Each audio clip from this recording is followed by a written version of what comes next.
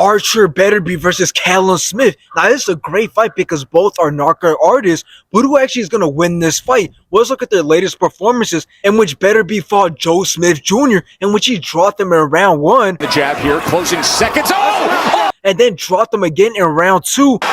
Big exchange. Oh! He gets him again! And then finished the job and just kept adding on to the punishment to Joe Smith, in which the ref seen enough and stopped the fight in round 2. Uppercut, big uppercut.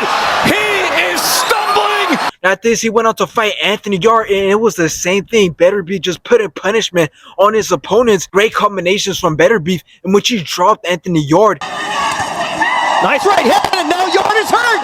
Artur Beterbiev. And then Beterbiev again just put more punishment on Anthony Yarde. And then Anthony Yarde's team seen enough and stopped the fight in round day. Will he deal with the onslaught from the beast? Nope, and Tunde Ajayi steps in.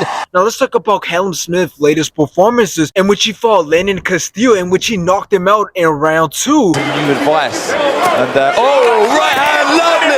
Castillo flat on his back. And then Callum Smith went on to fight Matthew, in which again it was a very fast start. But then Matthew got rocked in round 4, and then Callum Smith finished the job by knocking him out again in round 4. Good spot, yeah. Two good spots. Oh, and down goes Bowder League and nearly through the ropes. That is it. Now, bringing up some information about both fighters. First of all, Beterbiev has 19 wins, all coming by way of knockout, and he's actually one of very few boxers who have power in both hands. Now, moving on to Callum Smith, he has 29 wins, with 21 coming by way of knockout, and only has one loss that was against Canelo Alvarez, but it still doesn't take anything away from this fight, because this is still a very close and important fight for both men, because the winner of this fight kind of puts himself up for a fight against Bivol, since Bivol and Beterbiev have talked about fighting each other to determine who's the real champion. But there are some problems that both fighters face going into this fight. Starting off with Beterbiev, not only is he 38 and Callum Smith is 33, but he's also been hurt and dropped multiple times. That's right.